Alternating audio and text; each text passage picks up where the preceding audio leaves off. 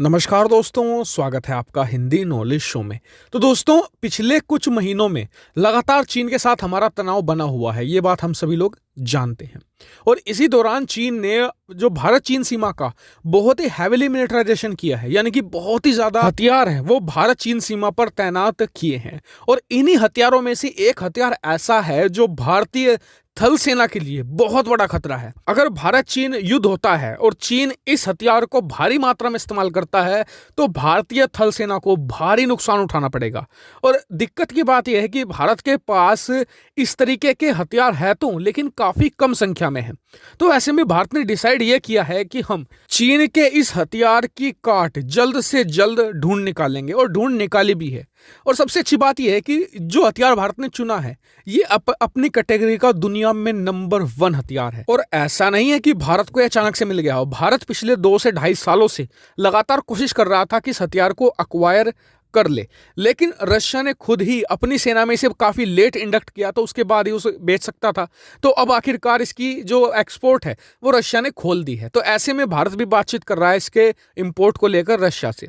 और आप मेरा यकीन मानिए, अगर भारत और रूस के बीच इस हथियार को लेकर बातचीत हो जाती है, बात बन जाती है और भारत इसे खरीद लेता है, तो यकीन मानिए ये चीनियों के धागे खोल देगा। तो चलिए अब डिटेल से जान लेते हैं कि ये कौन सा हथियार है चीन का जिसकी काट में भारत ने रूस में ये हथियार ढूंढा है, इसकी स्पेशलिटी क्या है और क्यों चीन के खिलाफ ये भारतीय थल सेना का मास्टर स्ट्रोक साबित होने वाला है। तो चलिए वीडियो को शुरू कर लेते हैं, लेकिन उससे पहले अगर आपने अभी तक चैनल को सब्सक्राइब नहीं किया तो कर लीजिए, क्योंकि यहाँ आपको मिलती है प्रतिदिन defence, foreign policy, finance related 3 videos. तो चैनल को जरूर सब्सक्राइब कर लेना। चलिए वीडियो को शुरू कर लेते हैं।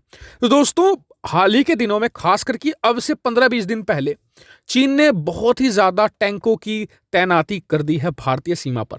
और ये लाइट वेट टैंक है। तो आप कहेंगे कि जी भारत के पास तो इससे भी मजबूत टैंक है T-90 और हमने तैनात भी करके रखे हैं। तो इसमें 2 चीज ऐसी हैं जो आपने मिस कर दी। पहली तो ये कि भारत के पास उतनी बड़ी संख्या में नहीं है, और दूसरी बात जो है भी तो आधे हमें हमेशा पाकिस्तानी सीमा पर तैनात करके रखने पड़ते हैं। तो ऐसे में चीनियों की काट क्या हो? चीनियों की काट है T-14 अरमाटा। जी हाँ, ये टैंक नहीं, भयंकर तबाही का सामान है, और दुनिया में नंबर 1 टैंक आज की तारीख में इसे माना जाता है। और सबसे सेफेस्ट टैंक की श्रेणी में भी इसे ही रखा जाता है। क्यों? देखिए, इस टैंक के अंदर एक स्पेशल कैप्सूल लगाया गया है कि अगर मान लीजिए कि इस टैंक को दूसरे किसी टैंक ने या मिसाइल ने निशाना भी बनाया है, तो इसके अंदर बैठा जो क्रू है, 4-5 लोग जो इसमें बैठे हुए हैं, तो वो सुरक्षित रहेंगे, उन्हें कोई भी डैमेज नहीं होने वाला। साथ ही इसमें बहुत ही हाई एंड टेक्नोलॉजी का यूज किया गया है। दुनिया में आज की तारीख में इसके मुकाबले सिर्फ और सिर्फ अमेरिका के जो अब्राम टैंक है उसमें ही इतनी हाई एंड टेक्नोलॉजी का इस्तेमाल किया गया है। इन 2 के अलावा, अब्राम और T-14 के अलावा, आज तक किसी में भी इतनी हाई एंड इक्विपमेंट का इस्तेमाल नहीं किया गया है। और इसके अलावा जो इसका आर्मर्ड है वो दुनिया में सर्वश्रेष्ठ है, यानी कि अगर इस पर काफी हद तक अटैक भी होते हैं तो बड़ी से बड़ी एंटी टैंक मिसाइलों को भी आसानी से झेल जाएगा, इसमें कुछ भी डैमेज नहीं होगा। और अब आ जाता है इसका गेम चेंजर फीचर जिसके लिए भारत इसकी तरफ देख रहा है।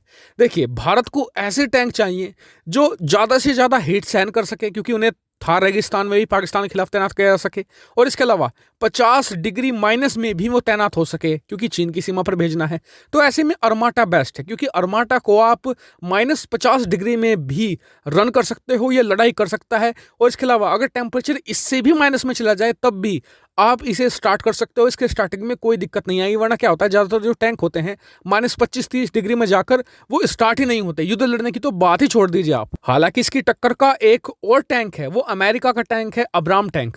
लेकिन उसमें दिक्कत यह आएगी भारत को कि आज तक हम जितने भी टैंक इस्तेमाल किए हैं सब रशियन हुए हैं, और भारत को चाहिए इमरजेंसी परचेज में, तो इसलिए हम रशियन टैंक ही लेंगे, क्योंकि उसे लाकर सेना में शामिल करना और सैनिकों को ट्रेनिंग वगैरह नहीं देनी पड़ेगी। क्योंकि जैसे T-90 को ऑपरेट किया जाता था, लगभग ऐसे ही अरमाटा को ऑपरेट किया जाएगा।